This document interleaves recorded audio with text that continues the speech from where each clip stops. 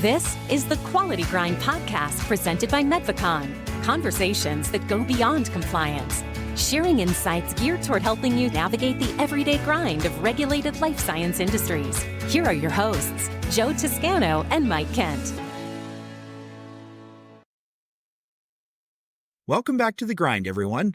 Mike and Joe back with you with Kristin Aikin Salada, our leadership expert, and we're so ecstatic to have you with us, Kristin. Thanks very much for joining us. You're welcome. I'm glad to be here. Kristin Aikin Salada is a leadership expert, an executive team facilitator, and leadership consultant with over 20 years' experience spanning multiple industries, including life science companies such as Abbott and AbbVie. Kristin has been an adjunct professor of organizational leadership and nonprofit leadership at the University of Denver and is certified in both personified leadership and situational leadership. That is a lot of leadership. Kristin holds a bachelor's degree in communication studies and Spanish from Northwestern University and a master's degree in organizational communication and training from the University of Denver. Kristin, it's great to have you here on the Quality Grind podcast. I think when we talk about leadership or mention leadership, there's a tendency to think, well, that's at the senior levels of the organization. But as I think we'll uncover during our discussion here today, we're going to talk about points of leadership that really apply across the board, whether you're in the C-suite, whether you're a director level, whether you're a manager of a particular area, or you tend to lead your team and your fellow colleagues out there on the floor, wherever the floor is, doing your normal everyday job. Want to introduce Joe Toscano, our co-host and illustrious president of Medvacon. Joe, always glad to have you here with us. And what are some important points for you really to set the tone for our discussion on leadership here as we welcome Kristin in? Well, first of all, Mike, thanks for the introduction. And Kristin, again, thank you so much for joining us. It's going to be a lot of fun speaking with you over the next hour or so. And we really appreciate your insight and for you being a part of our podcast. So thanks so much for being here today. And I think we're excited, Mike, to have Kristin because, leadership is something that's congruent through every organization, right? The one thing no company wants is bad leaders. Everybody wants to ensure that when they're in that position, they're a role model for individuals within the organization in order to help them get their best performance or leading an organization to a strategy so that the company is more successful. To me, you could never have enough insight, training, help, examples of great ways to do that, right? So, Kristin, we're really excited to talk to you about that, some of the best practices out there and ways that we could help organizations just do better in this capacity and lead to greater success. Excellent. Yeah, I love both of what you're saying, which is that leadership really is something that happens at all levels. And I think an awful lot of times people associate it with a particular title or a particular promotion that they might go on to, but there are so many different ways that the way you show up every day can indicate sort of what level of leadership you are, right? Like one of the basic concepts we talk an awful lot about is listening. So everybody kind of knows that we should listen and be an effective listener, right? But I think we often think about listening as, oh, I need to listen deeply or, oh, I need to really focus. And the reality is many of us have other thoughts going on in our heads and other things we're thinking about. And so I love to encourage people to actually catch yourself interrupting your own listening. And that's different than interrupting the other person, right? We're all pretty good at being like, oh, sorry, I interrupted you. But the reality is we interrupt our own listening. A lot of the times it's because we're coming up with a response in our head when we should be listening, right? Sometimes we're actually thinking, I have a great bit of advice. Let me offer that. Or been there, done that. So this is never going to work. And we catch our minds doing that, even though all of us are very good at pretending we're listening. Right. So that's an example of just a very good basic skill that people across organizational levels can do is to just catch yourself interrupting your own listening. But it isn't always easy. We're all really good at pretending we're listening. Well, like they say, right, you have two ears and one mouth. Unfortunately, a lot of people act like they have two mouths and one ear. But you're so right. It's such a critical component. And you said something that I would love for you to expand on, if you wouldn't, mind. And that is leadership is everybody's responsibility, right? A lot of people think you have to have a title of manager or director, VP, president. Anybody in the organization can demonstrate leadership, and actually the best people are the ones that do on a regular basis. And maybe you could just briefly touch on, what are some best practices that no matter whether you're leading people or just being good in your own job, right, and working with peers and the leadership above you, how you can demonstrate or practice or improve those skills? Yeah, it's a great question. I think often, especially if you are earlier in your career, you come from a lot of what you experienced in academia, where whether it was high school or college, wherever it was that you were last in a classroom setting. And I think it's very easy to kind of wait until you're told what to do, right? I mean, that's what you do when you're in an academic environment. You wait till somebody tells you what to do.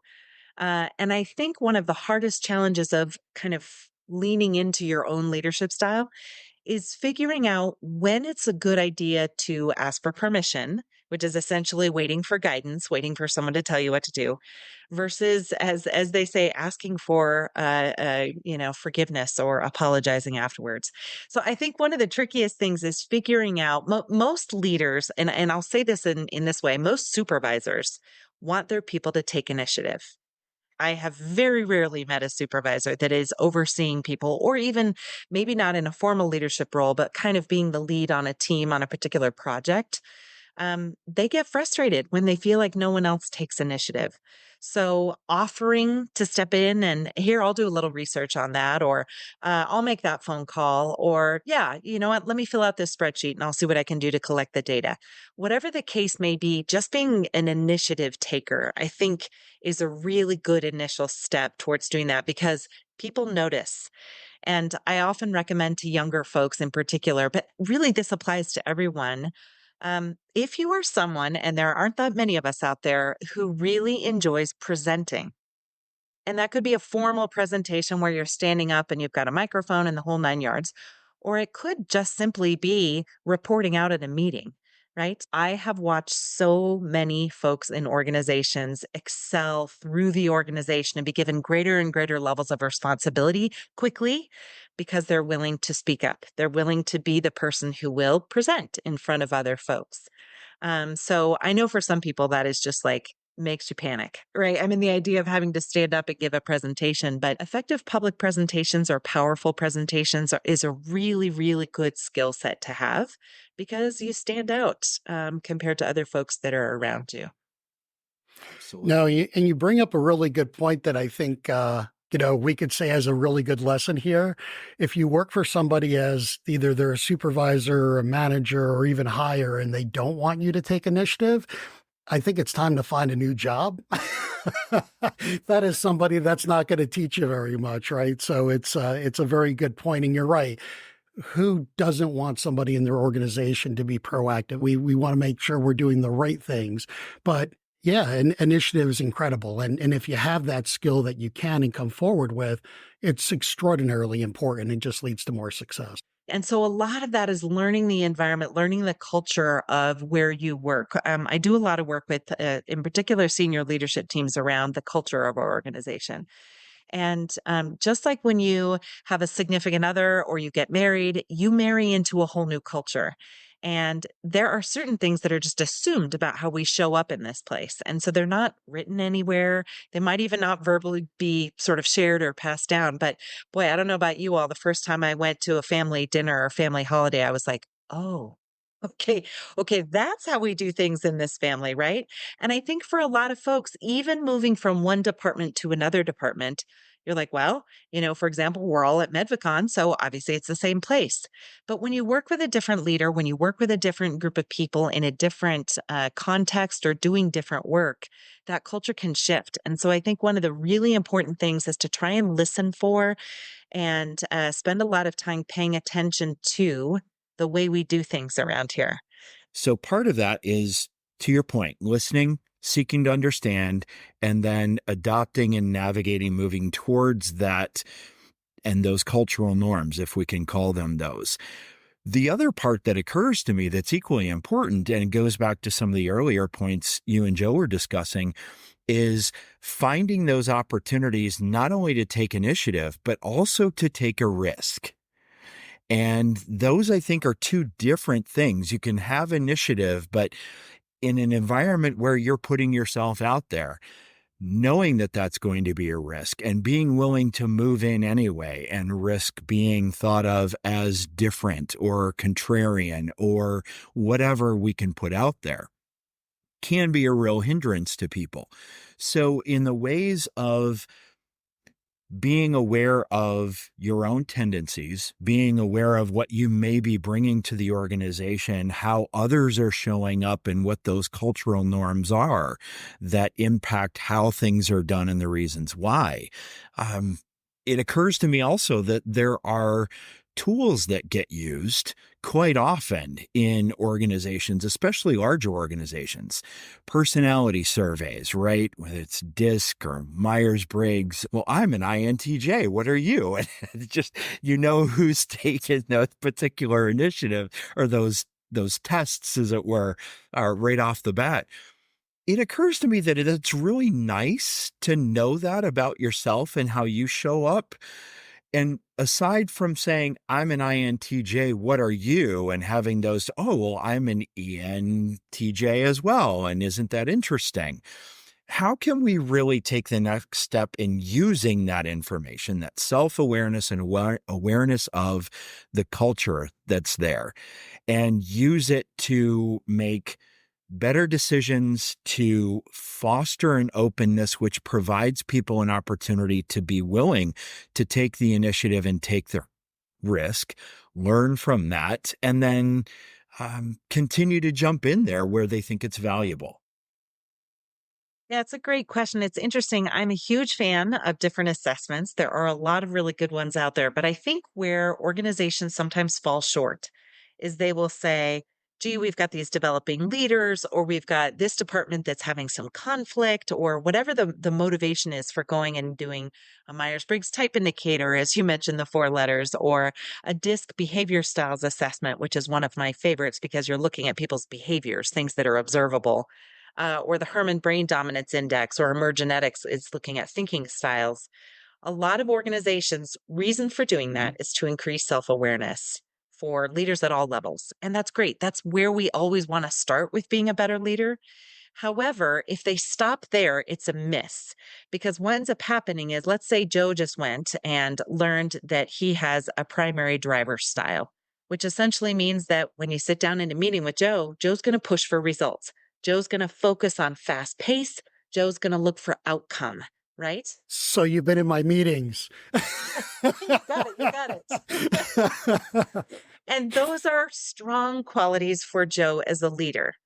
And when Joe goes and has one-on-one conversations with a variety of people in his organization, it actually benefits him to take time before going and having those conversations to say, interesting. Okay, so Mike might be in a different quadrant of the DISC assessment. Let me go look and see. And make sure that in those sessions, you learn what everyone else's preference is, what everyone else's style is. And in this case, he might discover that Mike is somebody who is C, conscientiousness, which is someone who is very focused on details, very focused on accuracy. It really matters to get things right and to go through the process and the systems, right? So it's incumbent upon Joe not to walk in there and say, I'm a D, so you got to meet me where I'm at, Mike. We're going to drive for results. We're going to focus on outcomes, and to come in sort of with that driver mentality. What leaders need to do to be more effective is to recognize who they're talking to and adapt their style to meet them where they are. So if Joe knows he's coming to talk to you, Mike, and you're a C on the DISC, Joe's going to come in and say, so I know there's a lot of really good work that you've been doing, and I know there's a lot of details that you would like to go over. So where would you like to start first? And then, you know me, I'm a driver. So at the end of the conversation, let's make sure we circle back to results. Let's make sure we circle back to what do we think the outcomes are and how we're going to get there. But let's start first with Mike. What are the details? What are the specific pieces of the report that you want to look at first?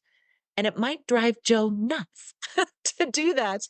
But the reality is, as leaders, the value of those kinds of assessments is adapting the way you communicate with others to meet where they are. And I guarantee you, when you do that well, someone like Mike comes back and says, I love working for Joe.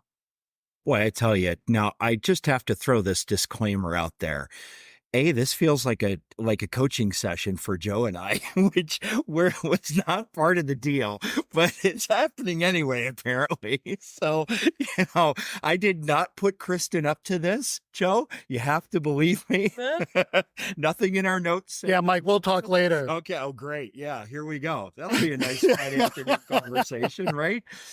But at the same time, really, how do we meet each other halfway? If I've got a team of 10 to 12 people, how dynamic does my behavior need to really be in order to be effective? Joe, with your experience, what's worked well for you, and what are your thoughts? Well, Kristin, you bring up a point that I love. And I'll tell you, I've been through 1,000 of these assessments, right? 30 years in this industry, every company loves to do them. They all come out somewhat the same, right? It doesn't matter, where you take it. If you are who you are, you're going to get similar results. But you're right. They stop there. And it's such a shame because even though you understand where you are and you understand where the people around you are, where companies tend to fail, in my opinion, is there's no accountability to implementing that information and using it for next steps. So, Mike and I just did a podcast not that long ago on training, and we talked about it's everybody's responsibility. And, there's certain things that are required in accountability and follow-up. And if you make it part of the fabric and it's part of the culture, what can become, right? What could it be beyond what it currently is? And this is a great tool as well. Companies spend a fortune, right, to do these types of assessments of their organization and their people. And then when the test is done, they put it into a folder. Everybody goes home to say, look what I am. But nobody actually pulls it out later and says, well, how can I use this really awesome tool and this great information? And how do I implement that for next steps? So yeah, you're right. I'm a D, right? Like I come out that way, but I do understand. And am I perfect at it? Absolutely not. But I don't approach everybody as a D. But if you utilize that, if you go through the trouble of having this happen and then you use it, wow, what could really come of that and how would that change things? Yeah. And when you say use it, there's a couple things that are important for people to know. There's the putting your report on the shelf and never looking at it again. There's almost all the reports will have your profile, so what you come out as, but then they always have summaries of other profiles. So to me, that's where the value is. You, and once you've done a bunch of them, it's not a useful tool. But if you turn Right. to a different page that describes someone with an S preference on the desk, then you know that they care about harmony. They care about not rocking the boat. They're a little slower paced. They're much more interested in making sure everyone is on the same page and working in harmony with one another. So then you can say, even if you don't have that person's results, you've been around them enough to recognize, for example, a lot of executive assistants and a lot of folks that are sort of program managers or project managers or possibly experience coordinators, anyone who is logistically pulling a bunch of stuff together, sometimes just need you to come up and say, how are you today? How are things? What do you need? What's going on? So you don't need their assessment to know that by watching their behavior, that's how they need you to start off. Then you can go right after that and say, great, we got a lot of stuff to get done. But the miss is not that initial moment or that initial moment of going back to the C with Mike. You spent so much time on the details. I really appreciate that you spent that time. All right, now let's look at how are we going to rally everybody and get them involved if your personality is I. So you don't need to take the assessment. What you do need to do is discipline yourself to pay attention to the behaviors of the people around them. And you can simply ask. You don't need to guess, right? You have to be present with other people in order to understand how they actually work and operate and pay attention. So the self-awareness, as you've said, is one thing, and Joe reinforced it, but also being willing and able and proactive about connecting with people, connecting with your teammates, connecting with the folks that work with you every day in creative ways. Now, if we've got a team of 10 to 12 people, we may not have 30 to 45 minutes for all 12 of those people every single week, then it just becomes a series of meetings and connections. So are there creative ways that you would recommend leaders can engage with their teams and individuals on their teams to gain that understanding and practice things, see how things work, and be willing and able to adjust on the fly as you learn and experience others? Yeah, Mike, a couple of thoughts come to mind right away. One of them is I work a lot with Personify Leadership, and Personify has a client that literally had the entire organization have everybody take the DISC assessment. And they did little magnets so that outside of the CEO's office, he has the assessment with little teeny magnets of everybody's faces in the right locations.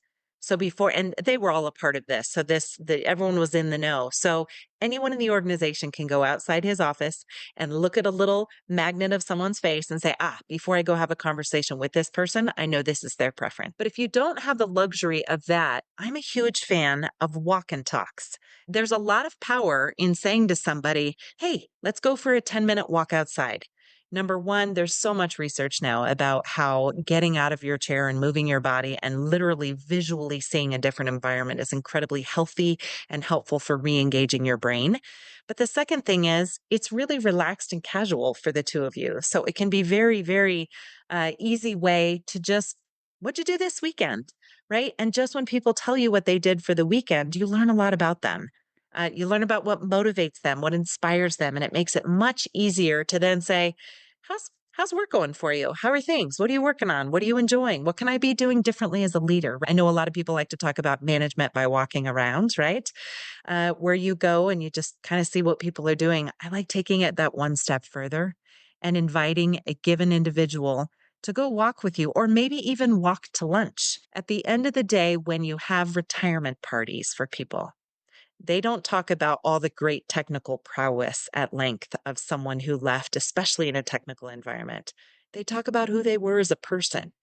They talk about who they were as a boss. They talk about how they treated you, right? So those at the end of the day are the things that people remember when people want to know who, like, do you have a good boss? Do you know what I mean? Have either of you experienced a boss that cares about you as a human in addition to how you perform? And what difference did that make for you? Absolutely not. Especially Mike. Gee, this is being recorded. Well, another topic for the conversation this afternoon, right, Joe? I'm gonna shut up now and let you answer that question. No, I mean, you bring up a great point. It's all about, how you were treated, not always how well they knew their job, right? It's something that you see all the time. So I can't agree with you more in regards to that. Knowing people just outside of that work environment, it's so important because it fosters those relationships that go beyond the job. And it's those relationships, just like we foster with our clients, right? That are more meaningful, that have impact, that get you to that end result that you're really trying to get to, and the type of interaction and relationship that you want to build. And without that, it's just not possible. Kristin, I do want to kind of step a little bit backwards because I think we talked about some really good things here, but I think there's other components that I would love your perspective and know that you could provide a lot of insight. And, we're talking about an environment and initiative and take a little bit of risk and speak out, complement your talents and show those, right? From a personal leadership perspective, how to work with others when we have tools, what those tools are and how they could be implemented and used. But I think there's a couple of other critical components that come to leadership. One is that does everybody in the company, right, understand what the mission or the goals of the organization are? Is that a common knowledge, right? And then what type of environment has been created for that to happen? In other words, what environment exists that, allows people to not only complete their mission, but interact with that leadership and allow for the things that we've just discussed where people can really shine to actually happen. And then, what are the best way that companies can go about those steps to ensure that everybody's on the same page, everybody's working towards the same goal? From a leadership perspective, what are things that can be done within companies in order to achieve that? Yeah, Joe, I think it was Patrick Lencioni that said that people need to hear things 6 times. Like if you are the leadership team and you have a strategy in place or you have an objective or a goal that you're aiming for in short and long run, people need to hear it a lot. And I think so. One thing for leaders is they're like, we came up with a plan. We have a 3 ring binder. Why aren't people clear on our objectives? It's so clear, right? It isn't clear, right? And it's only because we have such complex minds, and all of us can interpret things, and we will interpret things through our own lens. So if you work in the engineering team, you're going to see it through a very different lens than the marketing team, for example. I love this phrase of tuning into WIIFM, which is what's in it for me. Everyone wants to know what's in it for me. So a lot of what organizations need to do is not just, stump the goal and say it over and over. Here's where we're headed. Here's where we're headed. But here's why it benefits you to help us get there. So I think that's also a lot of what leaders sometimes forget to do is to highlight this is going to be great for you. And sometimes, especially in heavily regulated environments, you have to do stuff that is required. You may not want to, you may not like it. And that's hard. In fact, I was telling Mike offline that years ago, I worked with a group of people from one of the large pharmaceutical companies where they had a collection of what were called ambassadors. So, in other words, they were sort of the voice of the leadership team. And there were a couple of policy changes and ways that they were going to start doing things differently that they needed to convey to the rest of their nurse practitioners. And they didn't always agree. So they had to have that moment of, who do I represent here, right? I've been asked to be an ambassador. In this case, I've been asked to be a leader to essentially lead my peers.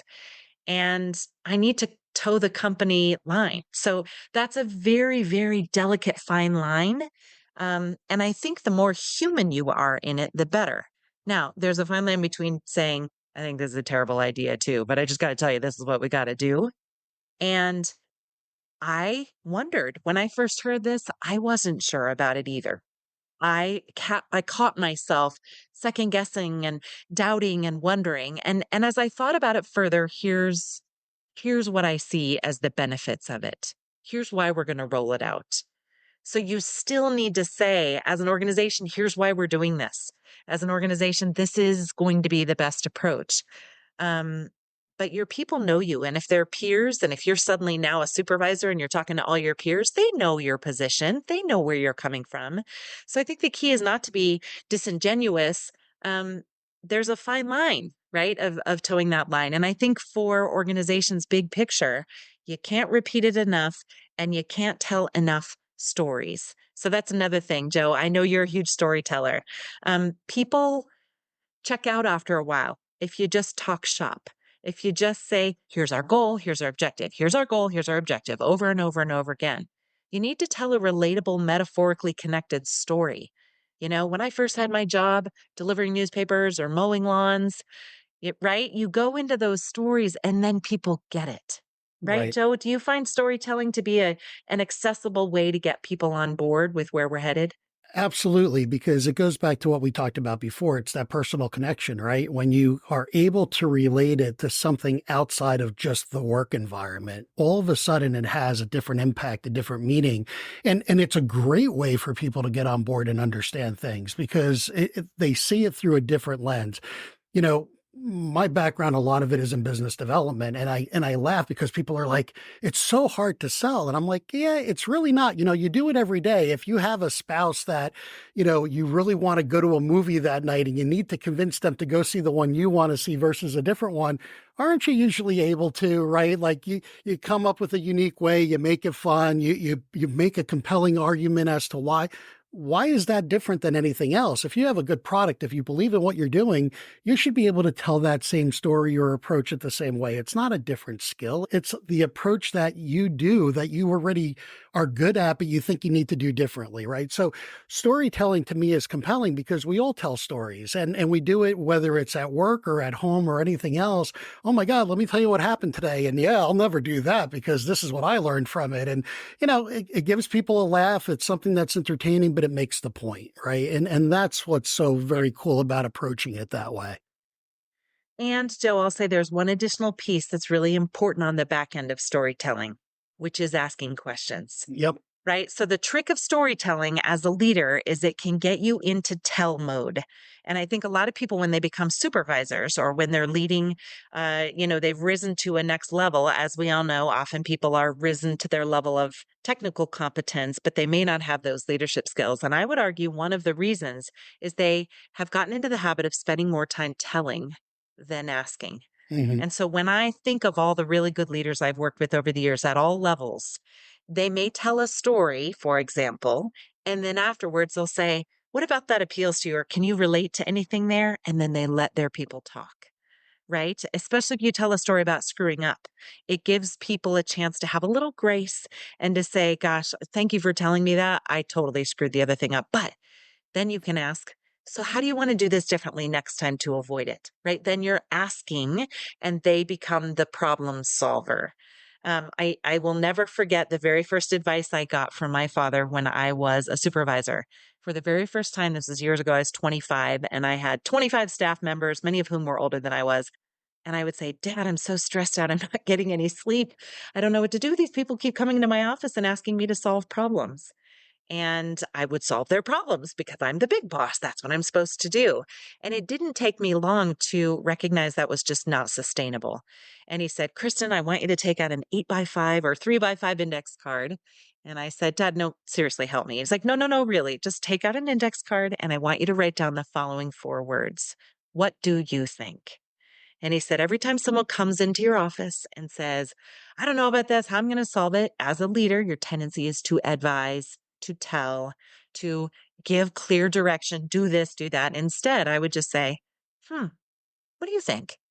And I learned very quickly that 9 times out of 10, somebody already had an idea in mind about how to solve the problem. Right. The one caveat I'll offer is over time, I learned that sometimes people literally just do want you to tell them what to do. They're in a hurry, they're slammed, they just need advice. So I would change it slightly to say, I have a few thoughts on that, but first, what do you think?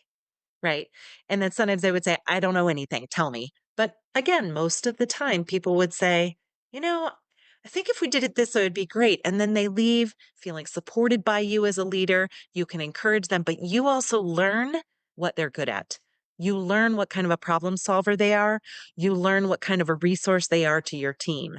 So that 3x5 index card with 4 words, "What do you think?" for me was a very powerful early leadership lesson that really helped me to step into that role more confidently. Yeah, and one really quick point with that, and I think it ties back to where we started our conversation, right? Listen, right? If you're going to ask that question, take a moment and actually listen to what people say. The wrong response is, "No, we're not going to do it that way. Let me tell you what I think," right? The best response is, listen to what they're proposing, see if it has merit, and then ask more questions in order to help them get to where they need to be versus maybe saying no. And Right. I love your advice, but I've seen a lot of leaders just say, "Well, thank you, but no." And that's not a way to build a relationship, enable trust, get people to want to get to that goal that you've established for the organization. If you take a moment, if you ask the question and you listen and allow them then to provide the answer or guide them there, again, oh my God, what a difference that makes, right? It's amazing the outcome. Well, that was certainly a full discussion and a great place to start on the broad topic of leadership. What do you think? Highlights from this episode included sharing some creative strategies that leaders at all levels can start using right away to better engage with their teams, colleagues, and other leaders. The value of listening, especially not interrupting your own listening, which, as Kristin pointed out, is different than interrupting the other person. We answered the question of what enables leaders to take both initiative and risks. And we had some fun with all of those personality and behavioral surveys, identifying ways for leaders to get so much more out of those surveys than they usually do. We described some better ways for leaders to say no when they need to, and how to toe the company line when you might not agree completely with the path forward, and how a 3x5 card with 4 little words on it helped Kristin overcome a common leadership challenge. We continue our chat with Kristin Aikin Salada around leadership in the next episode, including how leaders can navigate the constraints of a regulated environment and how adopting two simple but powerful techniques can dramatically improve your team's performance and make things a whole lot easier on yourself. Curious? We invite you to join us for that and more next time here on The Grind. If Medvacon can help you and your organization, we're happy to do so. We specialize in the following areas: quality and compliance, validation and qualification services, project management, tech transfers, general and specialized training programs, engineering services, and talent acquisition. If you have general questions as well, feel free to give us a call at any time. We can easily be reached at 833-633-8226 or via our website at www.medvacon.com. Thanks so much, and we look forward to speaking with you. Thank you for listening to the Quality Grind podcast presented by Medvacon. To learn more or to hear additional episodes, visit us at www.medvacon.com.